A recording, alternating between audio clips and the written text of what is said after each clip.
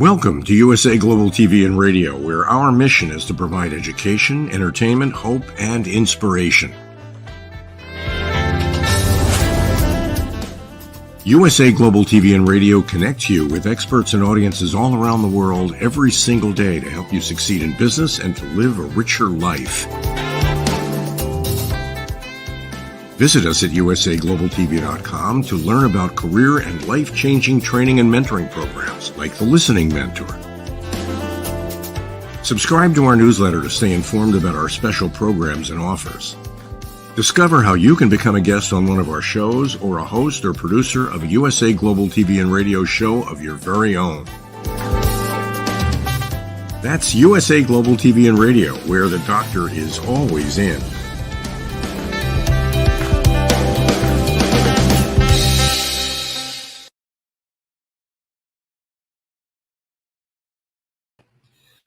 Howdy, all y'all. This is red.olaughlin, and we're on the Wise Ones on the USA Global TV and Radio Network.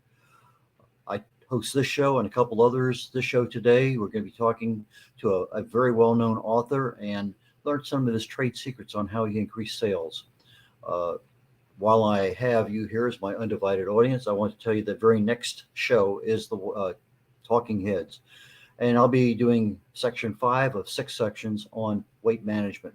Today, we're getting more involved in how do you actually lose weight? What things have to happen in order for that fat cell to get out and become burned up, and you actually see a difference in inches and pounds. But that's the next show. That's approximately 1 hour from now. But getting back to the Wise Ones, I am honored to have a return guest. He's been on here a couple times already, Mike Kowis. Mike, please join us. Hey, Red. Glad to be here. Mike has a number of titles he wears. He's an author of many books, a lawyer, a professor, and he also has experiences driving around the state of Texas in a wild vehicle. And I'm not sure we'll get to that today, but we have talked about it in the past. But my main emphasis in inviting Mike back today is the fact that he's one of the few authors out there that has had success with sales. There was a meme I saw the other day on Facebook yesterday, the day before. It says, loan a man your wallet and he can live for a week. Have him write a book and he'll starve the rest of his life. And for people who have published their books, many times all they want to do is just be a published author. They're not interested in making money. But a few of us do want to make money on selling our books. I don't know that Mike has cracked the equation and profited as profitably as he wanted to. However, he has been successful. But first off, Mike, tell us how you got into the author game to begin with, and let's talk a couple about your books, and then we'll kind of mosey into the field of sales. Sure. So I guess it was about 6.5 years ago when I released my first book about teaching. It's called Engaging College Students, and it was just basically teaching tips that I acquired while I've been teaching at a local community college since 2001. And so I just really felt passionate that I wanted to get a book out there, and I wanted to be something I felt, passionate and interested in. And I love teaching. And so I decided to write a book about that. And then when I launched that, very quickly after that, my second book followed. And ever since then, I try to do about one a year. And I've had pretty decent luck. I've sold pretty consistently about 1,000 copies per year, every year. And, it varies a little above, a little below, but it's pretty consistently averaging about 1,000 copies a year. So I'm really happy with that progress so far. I'm not Stephen King or James Patterson by any means, but this is kind of fun, like a side gig for me. And it feels like I'm being successful in the sense that I've found an audience, and I've worked really hard to do that, of course. Now, is it fair to say you're a self-published author? Yes. Yeah, all my books are self-published. And my first book about college teaching tips, I was actually intending to try to be traditionally published. And I pitched, I made some inquiries to small and medium-sized traditional publishing houses and didn't have any luck doing that. And so that's when I discovered, self-publishing, and decided that I would try that. And it's been, a love affair ever since, because I've really enjoyed the process and the control that you have over the process and the final product. And so I've just done that with all my books, and I've never looked back, I guess, as they say. Okay, on your first book, you spent a lot of money, as I remember, and some of it you learned lessons from, some of it was successful. Tell us about the first book and the sales process that you did then, and then we'll come back later on and talk about what you're doing today. But for a brand new author, out of the book, self-published, you started doing certain things, and spending money was one of them. Yeah, so my first book, actually I have a copy here called Engaging College Students. And this book was like you said, it's my first one, and I overspent. I'll just be blunt about it. So I spent about $7,000 to self-publish it and market it for the first 90 days.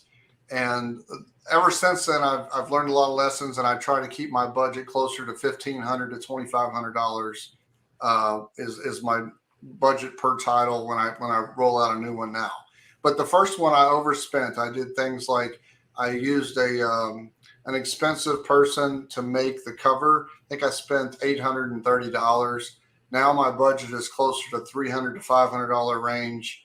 I entered way too many book contests so that I was desperate. I thought, well, it's my first book. I don't know if I'll win any awards. And I really wanted to stand out amongst the crowds and be an award-winning author. So I entered 10 book contests, and I won 3, which is great, but that means I entered 7 too many, So I spent like $80 on average. So I think I spent $800 on those 10 contests, enter those contests.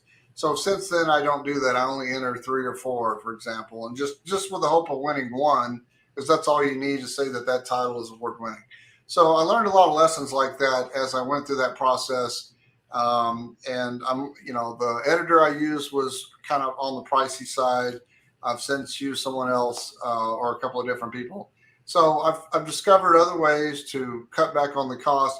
And then the real benefit is if I don't spend that much money on the book, I don't have to sell as many copies to break even, and then I can start earning a profit sooner. So this book that I spent $7,000 on, I decided, I estimated up front, I need to sell at least 2,000 copies to break even. And I've sold about 1,450 copies. So I'm not quite there yet.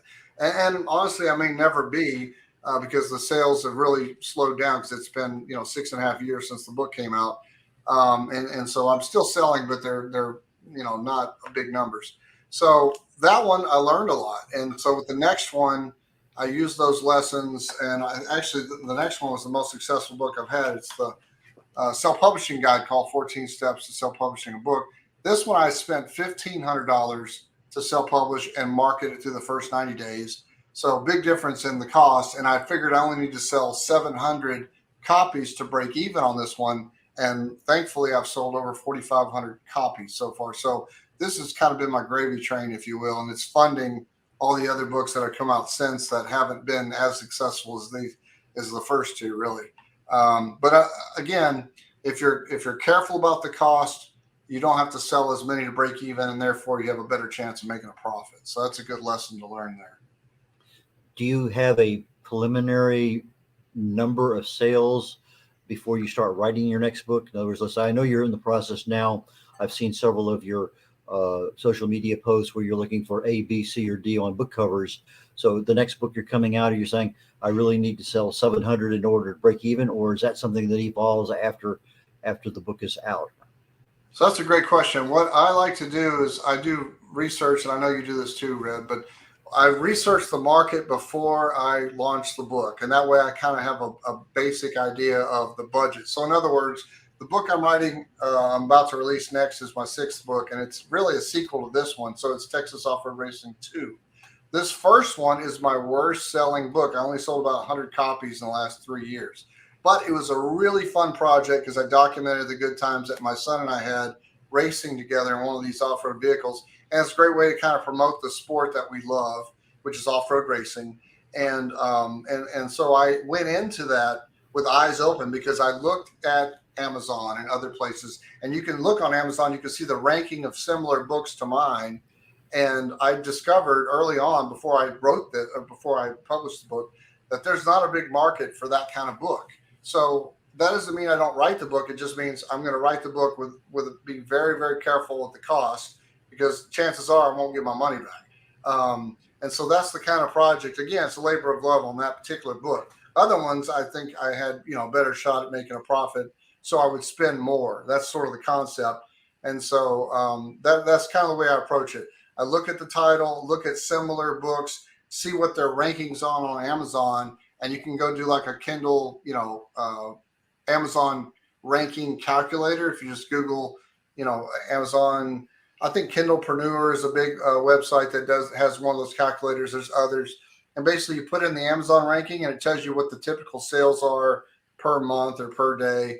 And so if you happen to be in a genre and the top 10 books all have they're good rankings, like less than 50,000, that's probably going to be a marketable situation where potentially you could make some money if your book is good. But if the top 10 books, none of them are in, above 100,000, they're really bad rankings, then you may be in a situation where you're not going to potentially make a lot of money, even if it's a good book, because there's just not a big market out there right now. So again, you just got to look at the market and then kind of guesstimate what your chances are of getting your money back. And that's the way I approach it. I have a dog in the background in case you haven't noticed. That's okay.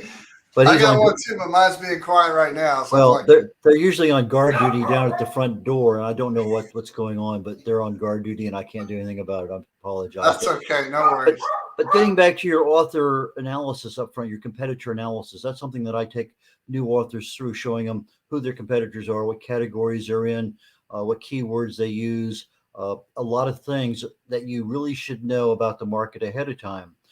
However, I was not taking them to where they really need to go with regard to sales. And what you pointed out today was something that I do not do for my clients. So I appreciate you kind of going into that a little bit, because that is important. If you're expecting to make money and the sales volume for that particular category, genre, whatever, how it's classified is not very good, then the expectation for making money should not be very good. Now, there may be a romance novel that does exceptionally well. I know some people that are making tons of money here in the Houston area. I mean, tons with theirs, but they have an established book and series and whatever. But just coming out as a brand new author, that's not something you kind of fool yourself a little bit, think, I got something that everybody wants. But then how do you let people know that it's there? I mean, you just can't expect people to find you. How do you tell people that you have a new book out or that your book exists? Right. That's a great question. And that is a tough one right there for all authors, whether you're brand new or not. But trying to get visibility, that's what I call visibility, is how do you stand out amongst the millions of books that are already on Amazon? And I've read statistics. I don't know if they're true, but I've heard that it's been, typically over 1,000 brand new books will be uploaded on Amazon every single day. So, it's tough. You got to stand out somehow. You got to let the world know that your new book is out there. There's lots of different practical ways that you can do that. If you have a big following already, it's easier because presumably you might have an author website, and you'll have where the people that visit your website can sign up for your email list, and you can blast out, emails. Hey, my next book is coming out. Please go check it out now, whatever. So there's lots of advantages if you already have an established audience. But if you're brand new, like you just said, it can be trickier, but there are ways to do it. Social media is big. You want to have your presence out there. Having an author website is important.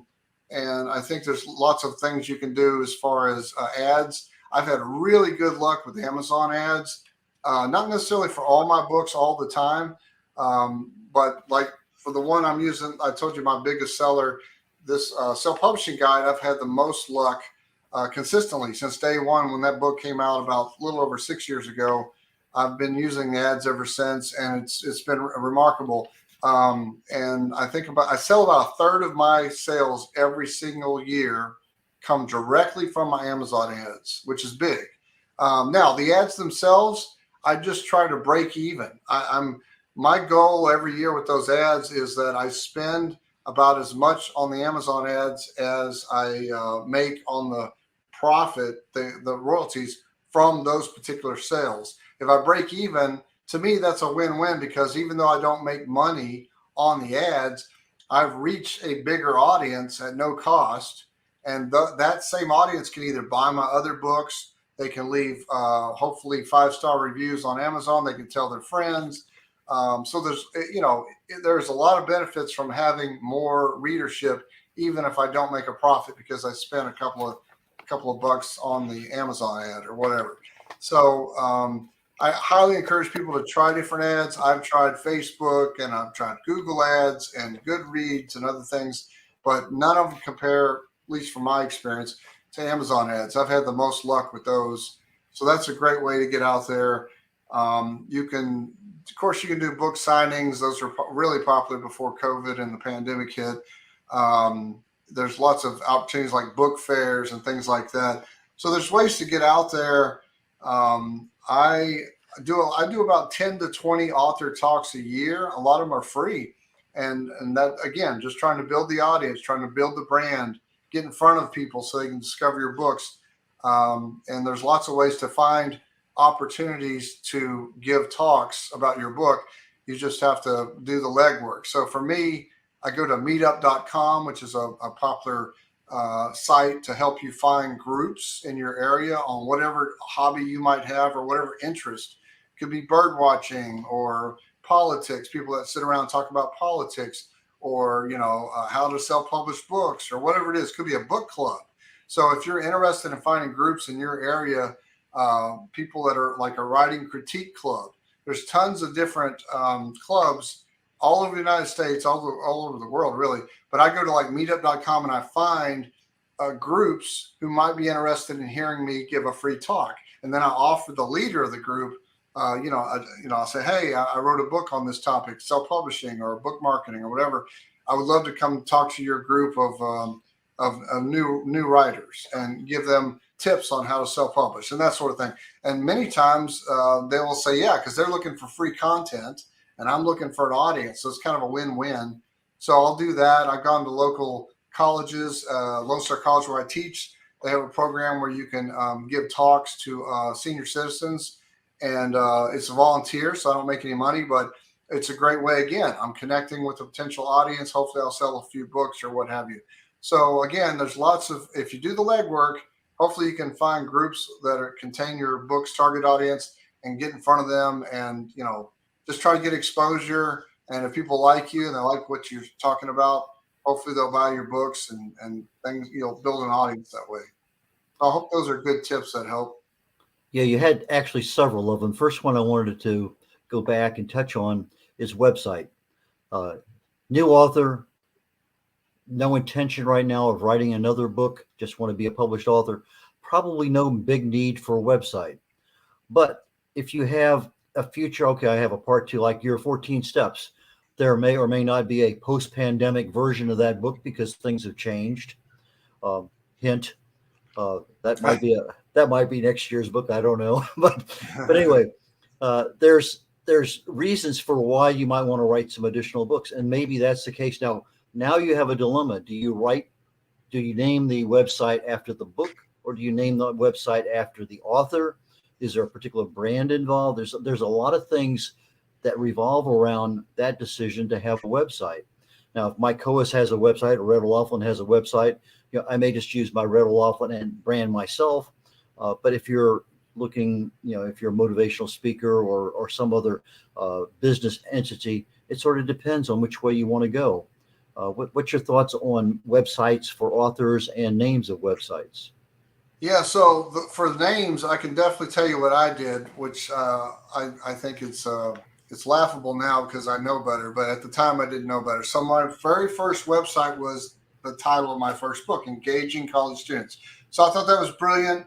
I didn't have plans for future books. I was only thinking about this one. So I had the website, engagingcollegestudents.com, and I put everything about this book on there, and then what happened? 4 months later, I launched my second book, the 14 Steps book, and I thought, aha, what do I do now? Do I build a whole new website around the new book?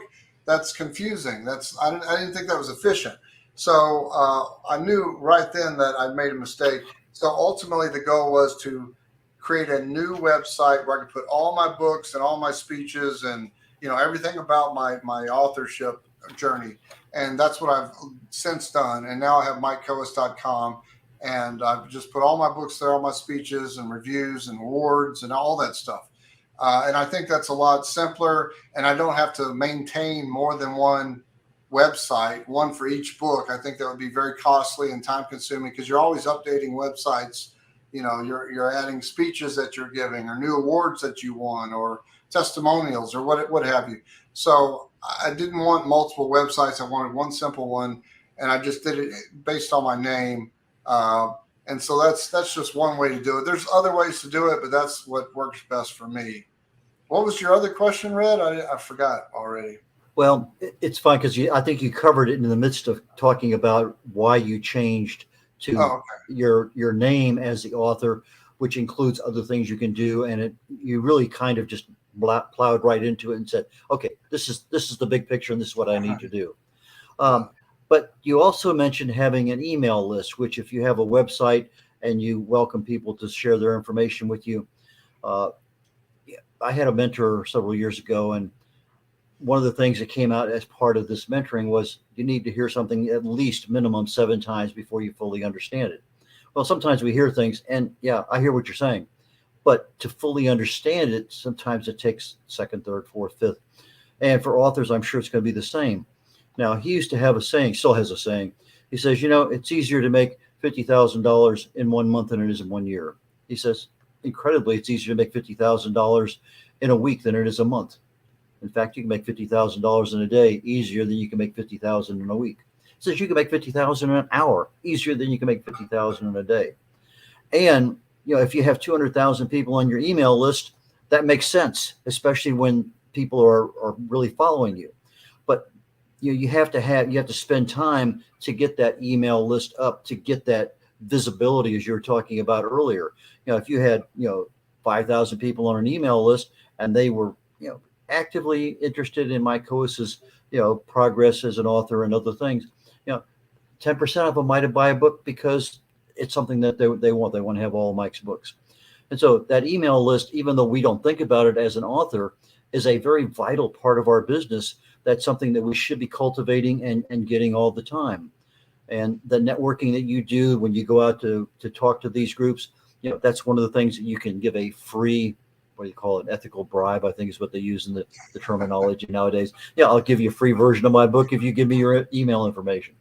But that for a new author is gold, but you have to also know how to write. You can't just sell on your email. You have to provide value to them too. So it's a double-edged sword, but you got to know which way to swing it for the value to get out of it.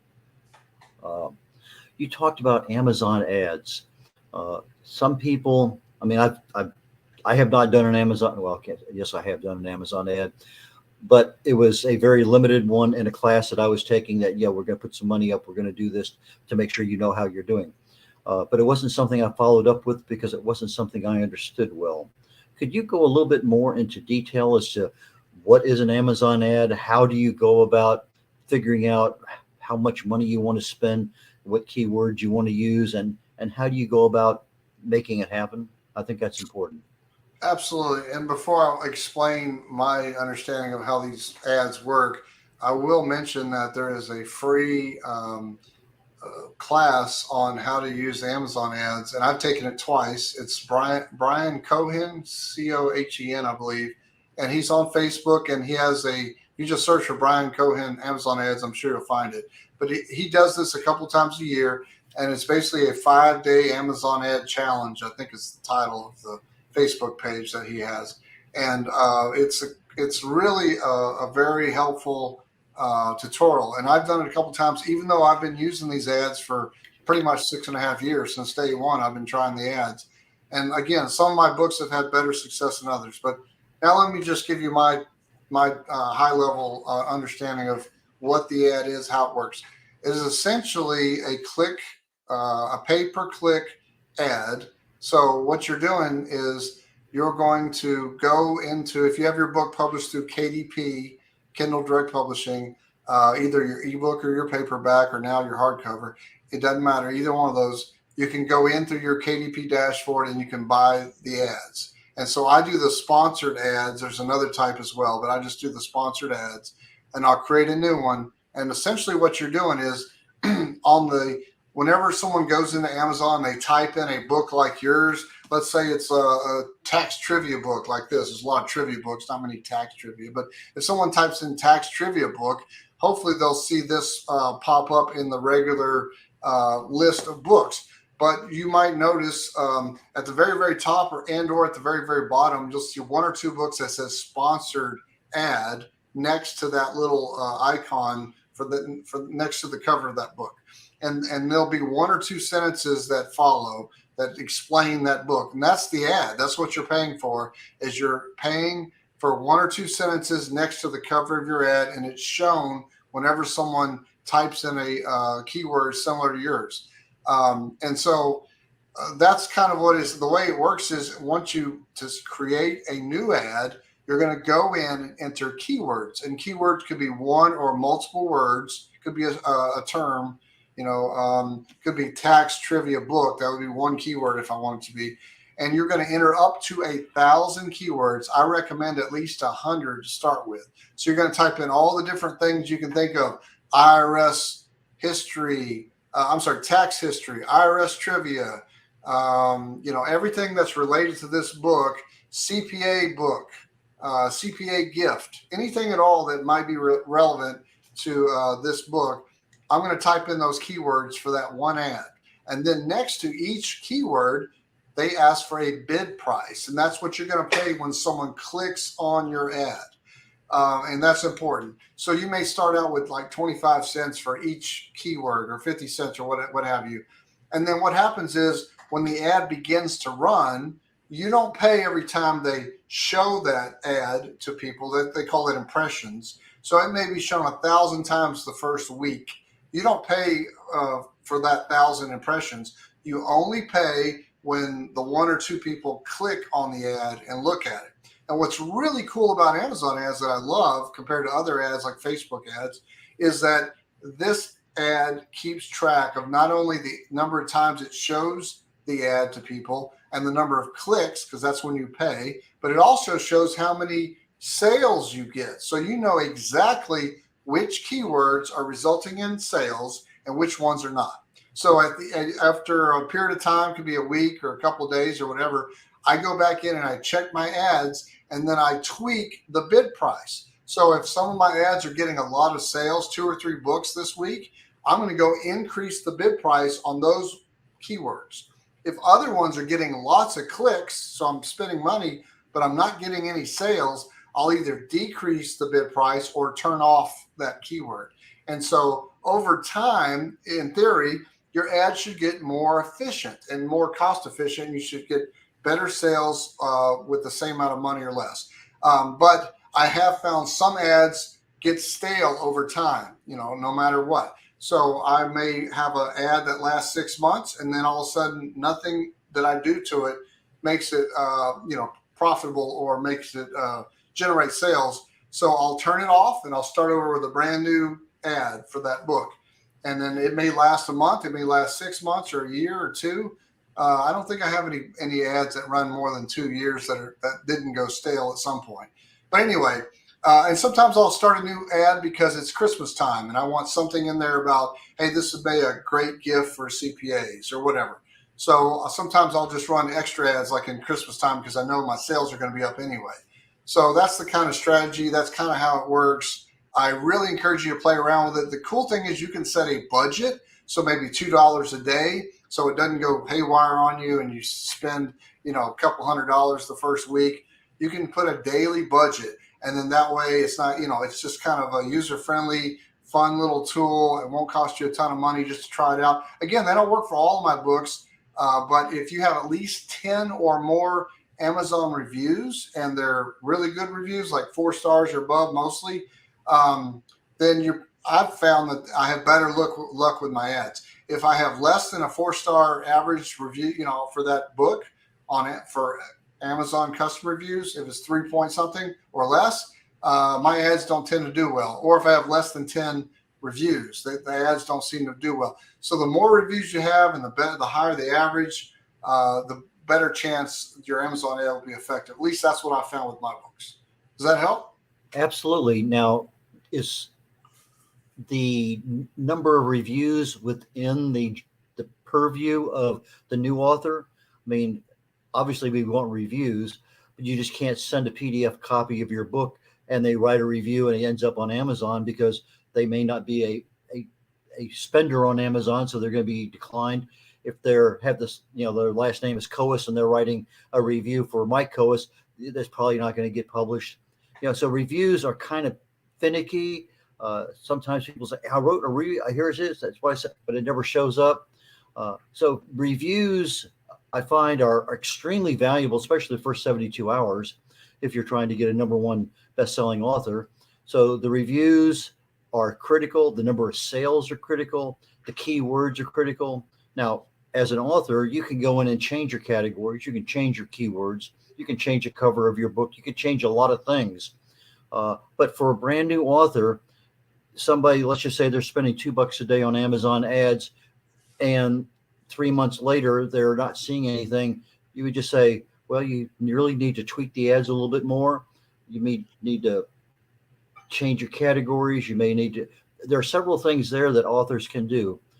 So if somebody, let's assume that they did enough due diligence to get into a category that they should have some sales, that they've done their okay, I should expect to get some sales, but I'm not. Is there something you could offer as a potential option? Stop, cease, desist, change, what? Yeah, good question. So there could be a number of reasons why the ads aren't working. First of all, I would look at my overall sales. So if my overall sales are pitiful or gone down to zero or whatever, really low, then typically my ads are not going to be real effective either. It's kind of like if the book is a big seller, I can expect better results from my Amazon ads. If the book only sells 1 or 2 a month, I'm probably not going to sell a ton of these books just because I run the ads. So, I don't know why the relationship is like that. It could be it's something maybe in Amazon's algorithm that's all secret. Nobody knows how Amazon picks which books to show when you type in keywords that you want to search for. But I'm not talking about the ads in general, but any book. If you're just searching for any kind of book, Amazon doesn't tell everybody the algorithm that they use when they, to choose which books are going to show. So I tend to think that if you have a book that sells really well, Amazon's going to show it a lot anyway, regardless if you buy ads, because Amazon's in business to make money, right? So that's really what I think of Amazon. It's like a search engine, but it is a bookstore. Of course, they sell other things besides books, but they're going to display the books that, that make the most profit. I would think that they're going to show that book a lot more often than other books that don't make them much money. So number one, you want to work on sales overall, not just your sales for your ads. So that to me is even a bigger issue than whether the ad is profitable or not. If I'm not getting sales overall outside of the ads, then I want to know that. And I want to work on that. And that could be, like you said already, there's a lot of changes you can make. You can change the cover. Maybe you look at the reviews you've got. And if you have a bunch of negative ones, maybe there's typos, whatever it is you can do to correct that book. You can always make revisions, which I've done. Actually, this book, I've had like 2 or 3 different revisions since it came out, like you said, because there's been a lot of changes in the industry in the last 6 years. So there's a lot of things you can do to improve the book's quality overall. If you don't have enough reviews, Amazon reviews, that's a big one that you can work on, especially when you're a brand new author or a brand new book comes out. How do you get reviews? You can do book giveaways and ask people to consider leaving a review, but you can't do quid pro quo, as you know. So you can't say, I'll give you a free book in exchange for a review. You cannot do that. But you can do book giveaways. I do a lot of contests where I give away books. And so I give away either hard, paperback copies, or sometimes I'll do ebooks. So I do a lot of giveaways and encourage people to consider, never requirement, but consider leaving a review. You can also buy, it's kind of like BookBub, where they do an email blast to their people and they do a cheap ebook. And then a lot of times when people buy those, ebooks, a certain small percentage will leave reviews. So you can do BookBub, which is hard to get chosen for BookBub. I think it's like 20% of authors that apply for the BookBub ad actually get picked. So it's really difficult. But there's other ones that are easier to buy the ads. Self-publishing review.com is the website. They do something similar to BookBub. It's not as expensive. And I've done that. And you're not guaranteed, but you're given like a range. You spend X dollars, like $300, and they'll blast it out to their people. And then it's not a guarantee, but they'll suggest you'll probably get 7 to 10 reviews within 3 weeks or something like that. So there's different strategies like that to get reviews.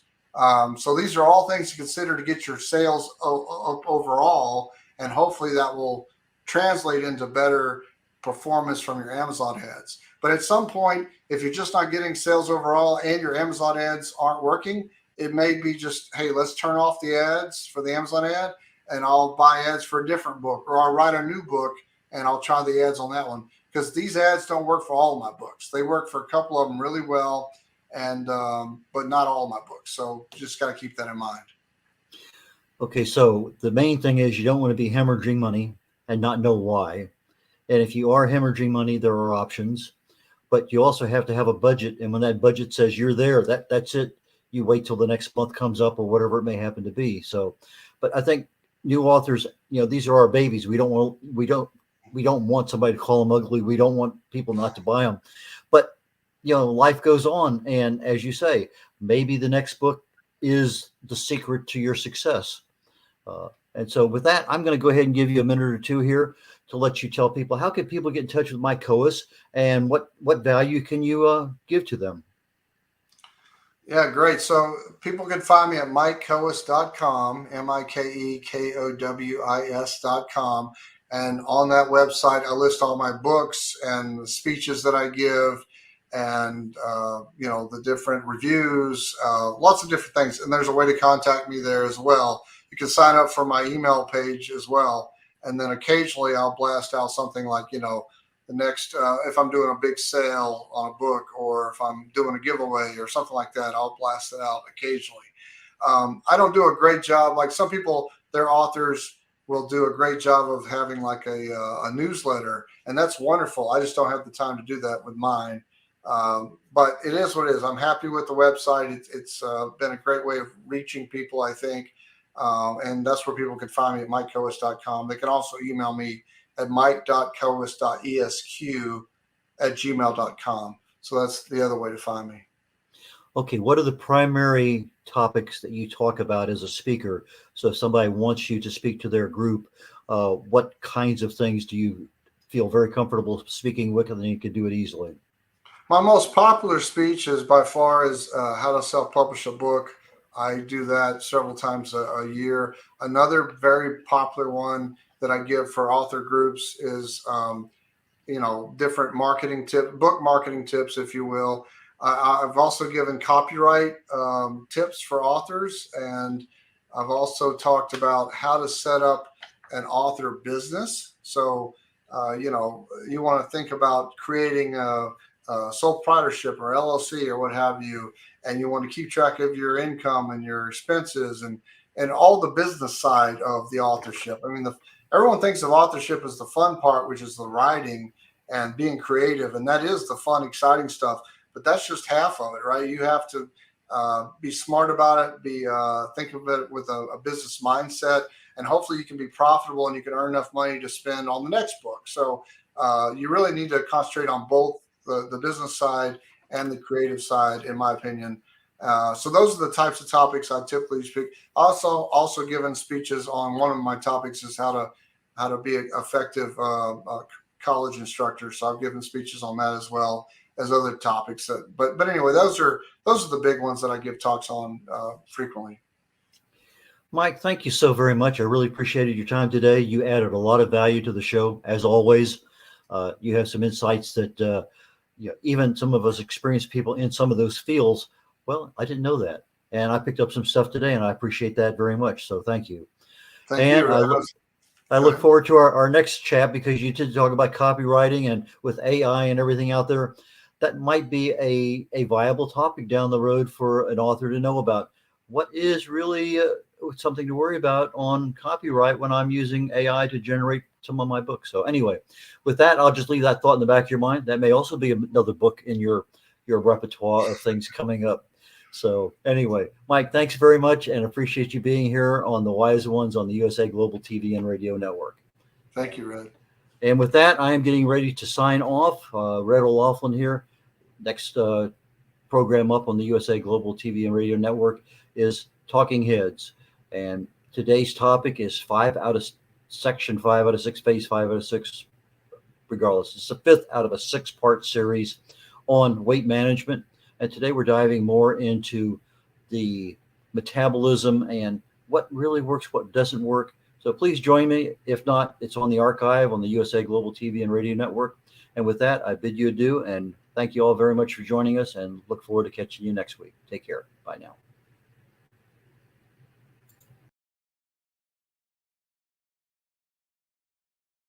Hi, my name is Zane Carson Carruth, and I'm the author of this book, The World's First Tooth Fairy Ever.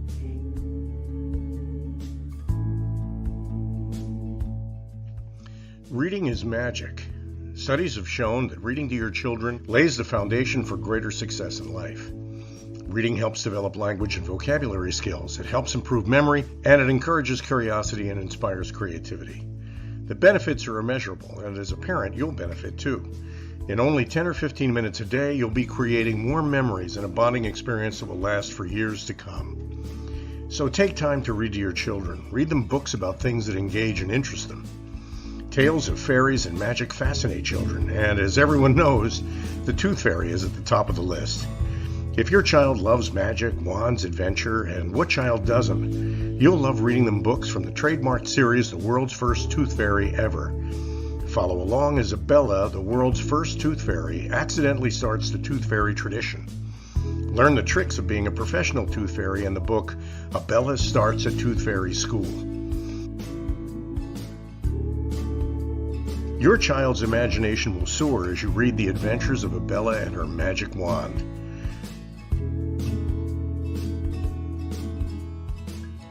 These wonderful books are available at worldsfirsttoothfairy.com and at Amazon, Barnes & Noble, and Walmart.